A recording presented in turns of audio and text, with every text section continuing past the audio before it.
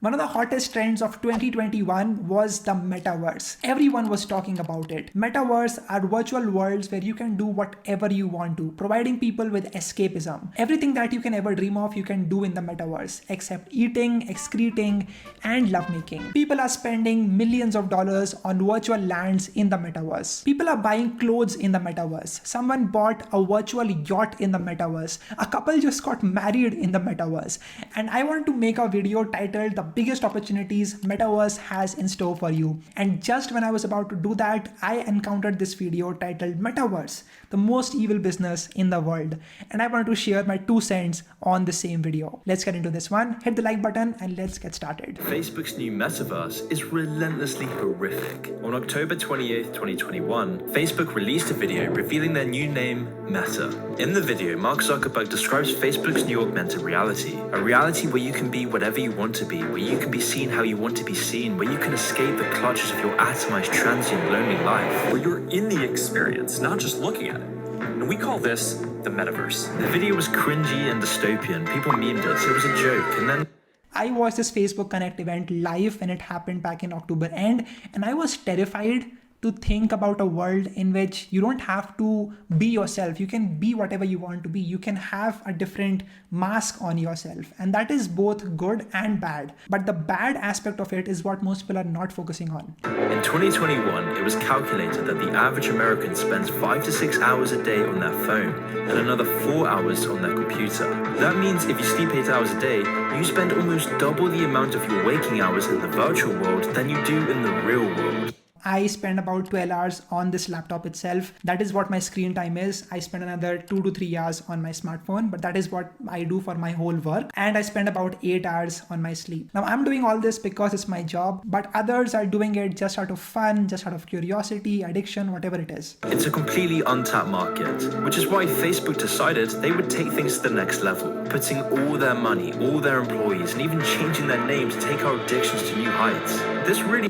This, happened with Netflix. They say that their biggest competition is sleep. That's what they have literally said on recording. Basically, the time that you spend away from Facebook and Netflix or other tech giants is the time that they want to capture. Now, the best way for Mark Zuckerberg to capture that time of yours is if they can build a metaverse, a virtual world in which they can capture you so that 100% of your time, your attention, your everything happens on that same platform. The best part about Facebook is that they can collect as much data as they want with the help of the metaverse, because you are actually present in this virtual world.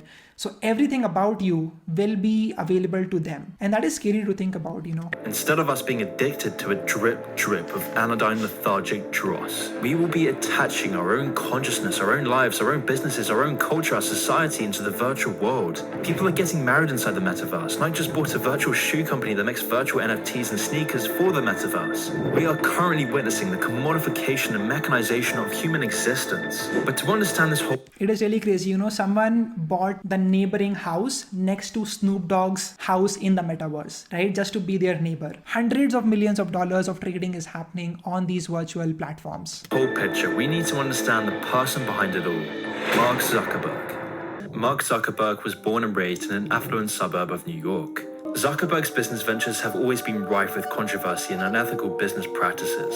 Zuckerberg started his first web venture in 2003 while attending Harvard. The site was called FaceMash. It compiled photos of Harvard students and allowed users to evaluate. What is funny is that someone in my college just remade facemash.com for our own campus, right? So they stole all of the images of all the people who are in the campus and they made facemash.com just to see how well it works. And the end result was 10 lakh hits in just 10 hours. And all of this happened because one person shared this site to another person who shared it to a WhatsApp group, who shared it to other WhatsApp groups. It was all a network effect thing. And that's why Facebook is so damn valuable right now. Also, I think that people love hating on Mark Zuckerberg and what he has done. I think he is one of the smartest people out there. He has such deep insights into how the human behavior works. Definitely, he's not doing the best with the help of that knowledge, but that's what happens when you are into business, and that's what happens happens when you take money from investors. You have to show them growth every single quarter, and as a result of that, things like these happen. Their attractiveness. But after Harvard caught on to this, Zuckerberg would begin a new site. Inspired by Harvard students' directory Facebook's, Zuckerberg would go on to create his new online version for students. Facebook only had 150,000 users, and yet that summer they raised their first $500,000 in venture capital. Just a fun fact, that $500,000 was not exactly funding. It was basically Peter Thiel lending them $500,000, which he got back with interest afterwards. But now let's move ahead. And then less than a year later, they raised an additional $12.7 million. More than half of all users came back to the site every single day. Because from the beginning, the site was built to be extremely addictive. So that once the consumer was addicted, Facebook could steal all their information and data and sell it off to advertisers for a hefty profit. From the beginning, Zuckerberg... This is a little bit exaggerated. They don't really sell the data. They have the data with themselves, but they allow you as an advertiser to target specific audiences. And that is not the same as selling your data to the advertisers. Sure, there have been hacks, there have been some problems, but this is essentially what happens when you are an advertiser on Facebook. I am saying this because I have also run a lot of ads on Facebook and Instagram as well. For example, just days into Facebook's launch, Zuckerberg texted a friend bragging about how he had all Facebook users' personal information and offered info about anyone at Harvard. They trust me, Zuckerberg bragged. Dumb f***s. Whilst at the same time, Zuckerberg assured users over the years they shouldn't be concerned about their privacy. Facebook knows the sites you visit, the events you attend, the vehicles you use, because Facebook is attached to so many other sites. It even knows your browsing history even when you're not using Facebook. Facebook is like a lead. I think it's simple. When you're not paying for the product, then you are the product, and you have to accept that. You've been using Facebook for free for such a long time. And as a company, you have to understand that they will try to get as much value as possible from you as the users, because they're offering all of this for free to you. That's why I think Web3 is interesting, because there is no one central authority that will try to extract as much value as possible from you. Just something interesting I thought to share with you. By synthesizing this information, Facebook's algorithm can make astonishingly accurate assumptions about your life. It can know your assets even if you've never mentioned a word about money, wealth, or your investments. Facebook's facial There's an option in targeting where I can target high net worth individuals and things like that. Of course, the cost for that is a lot more, but I can specifically target them without them having to explicitly mention how much they make every single year. So yes, that definitely does happen. Sean Parker, the first president of Facebook, bluntly admitted that Facebook overrides the free will of its users. When engineers designed Facebook, Parker explained that their point of focus was, quote, how do we consume as much of your time and conscience as possible? In his XEO article, Parker admitted that Facebook wasn't just addictive as a virtual drug, but was having similarly wide-reaching effects. Quote, Facebook literally changes your relationship with society and with each other. God only knows what it's doing to our children's brains. This was a stunning admission, but it received surprisingly little attention at the time, because deep down we all want to ignore this reality. It's just... This is what happened whenever Facebook bought WhatsApp and Instagram. All of the original co-founders, CEOs have left the companies saying that this is not what they envisioned their Instagram or WhatsApp to be. But that's what Facebook wants. They want to gather as much information as they want to of you across various different platforms. Maybe that is through Facebook Pixel, or that is through these other platforms like WhatsApp and Instagram. That is also the reason why I think WhatsApp is free. They will never really charge for WhatsApp, because it's a way for them to learn more about you, about your habits, about whatever it is that you like to do, who are the people that you like to interact with. That is what they get to know with the help of platforms like these, like WhatsApp and Instagram. Comfortably numb. The closest analogy I could think of to the addictive power of social media is probably heroin. Heroin gives an illusion of knowing and of control. The heroin addict is analogous to the social media consumer, where what is seen feels real. And most importantly, the damage social media addiction has on the lives of its users and society is what, in my view, defines it as a serious addiction. And just a few months ago, Frances Horgan revealed Facebook is ripping apart the social fabric of how society works. And science agrees. Just to put it out there, if you have not seen The Social Dilemma, you should totally take a look at that. It is a great Netflix documentary available for free on the Netflix YouTube channel, which talks about the harmful effects of social media and just in general our addictions with these platforms. A 2017 study by the British Royal Society for Public Health discovered that Instagram was the most damaging social media site, causing loneliness, anxiety, and depression. I want to hear that from you. Do you really think that Instagram makes you less lonely whenever you go on Instagram, you swipe on the reels, you look at the explore feed? Does that make you feel less confident? Does that make you feel low self-esteem? Let me know in the comment section what is your experience with the same. I personally don't use Instagram as much as other people do. I only have a screen time of about, I think, 30 minutes to an hour every single day, which can be a lot for other people, but that's what I normally have. But let me know what you think about this in the comment section. In 2013, Zuckerberg foresaw that Facebook was going to plateau. Almost all big tech companies reached their expiry date as quickly as their rise. MySpace, Napster, Yahoo. So Facebook needed to take on radical change, which is why they began to invest everything into VR technology. Now, what's the metaverse? Well, according to Zuckerberg, the metaverse is the next version of the internet. Facebook promises that the metaverse will introduce the world to a new reality, a reality made up of different worlds, avatars, and businesses. Professor Reed explained that, quote, "The metaverse's ultimate aim is not just virtual reality or augmented reality, it's mixed reality. It's blending the digital and real world together. Ultimately, this blend may be so good and so pervasive that the virtual and real become indistinguishable. And the market for that is gigantic. Whoever controls it will basically have control of your entire reality." You know, I was talking with developers from Facebook. I have a couple of seniors. I have a couple of friends who are software developers at Facebook and other companies. All of them have tried out the Oculus VR experience and they love it. You put on the headset and then you can view various virtual screens on your desktop without the need to actually have them in reality. You have your keyboard, you can start typing away, you can get a lot of things done. But this is just the tip of the iceberg. There's actually a lot more that is possible in the metaverse with the help of VR. Our minds have already been jacked into the system. But your phone is already an extension of you. You're already a cyborg. Most people don't realize they are already a cyborg. But once we live inside the virtual world, we're an entire society. This is exactly what I'm talking about. This is basically how it looks when you have the headset on. Society, economy, and culture exists in this world.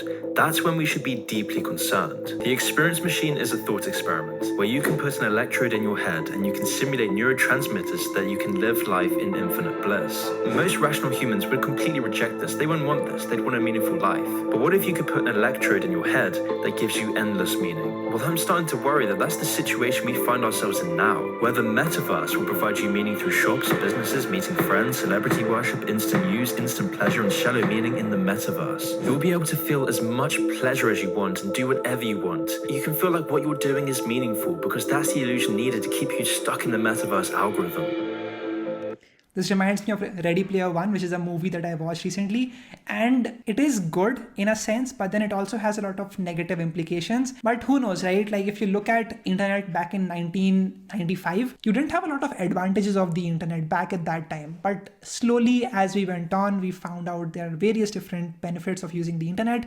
Maybe that is what happens with the metaverse. Who knows? I'm just thinking about that. Where we're so numbed on social media that for us to feel anything, we have to find the most absurd forms of escapism, where everything is so fake and empty inside that we have to live vicariously through other people's stories just to feel anything. A generation of atomized, desperate, lonely losers whose only way of addressing their pain of isolation is to be absorbed by the virtual world. A virtual world that strips us of privacy, freedom, and authenticity. And the sad fact is the majority of us will jump in without a second thought, because deep down we have nothing else to live for. And when the majority of people go into the metaverse, that leaves only a small segment of the population who remains outside of the metaverse, who are further ostracized from their friends and family. I feel like it's also upon us. We have the responsibility to choose what or how we spend our time on these platforms. I personally don't use Facebook. I don't really use Instagram that much. And consumerism is something that you decide that you want to get into. I can afford to buy a lot of different things, but I do not. The reason for that is simple. I want to be minimalist.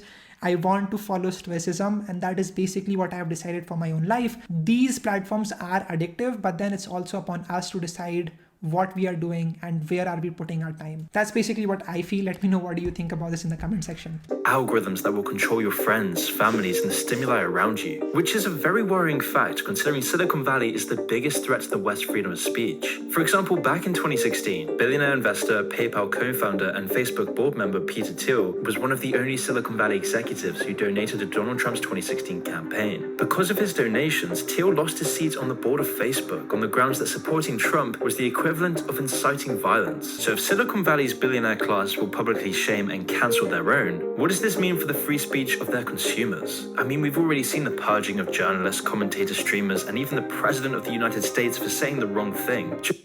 This will keep happening because they get to decide who they want to keep on the platform and who they want to kick out of this platform. I'm not saying that there's anything bad with Facebook. They're definitely trying their level best to make sure that these problems do not happen. They have a lot of people that they've hired to make sure that these things are minimized. But when you have 3 billion users on your platform, things like these can definitely happen. So what does this mean for the Metaverse, which will have a monopoly on the bulk of information the globe consumes? And most importantly, this poses the question, what kind of society do we want to live in?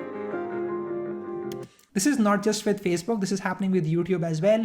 I cannot curse in a YouTube video because if I would, they would just demonetize it. And if I am a creator trying to make a living out of doing what I love, I have to abide by their rules and what they deem fit. We're already seeing countries like China using dystopian social monitoring technology to control their population, where China is combining their health program and their social credit system to create a civilization code. All of this data is then stored on a government database that tracks your internet activity, internet history, which sites you spend your time on, what you say, what you do, and your overall general behavior.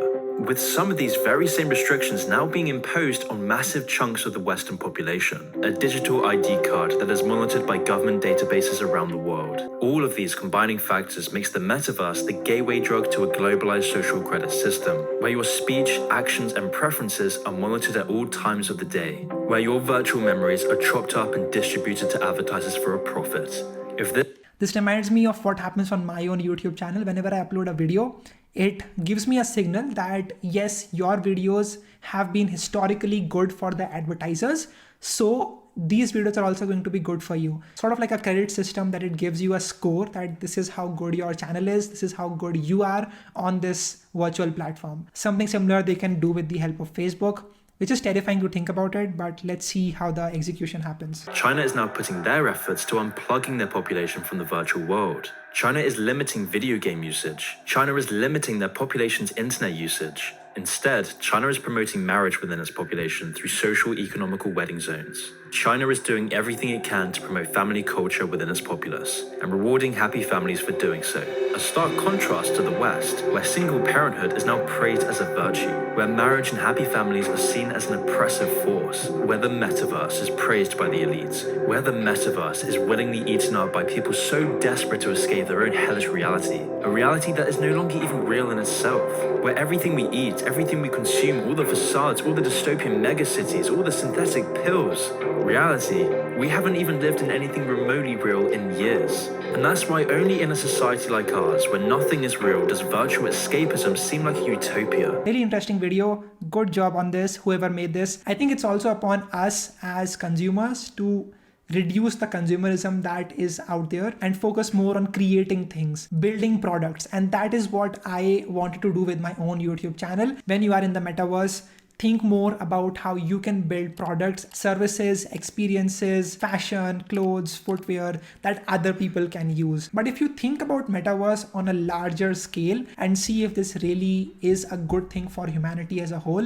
I'm not sure if this is going to be the best thing out there. There might definitely be problems. I want to hear from you. What do you think about this in the comment section? Would you want to spend your precious time on these virtual platforms, these virtual worlds where you can be whatever you want to be, whoever you want to look like? You can do that while simultaneously being tracked wherever you go on these platforms. Let me know about that in the comment section. Thank you so much for watching this video till the very end. Hit the like button and subscribe. Share this video with a friend of yours.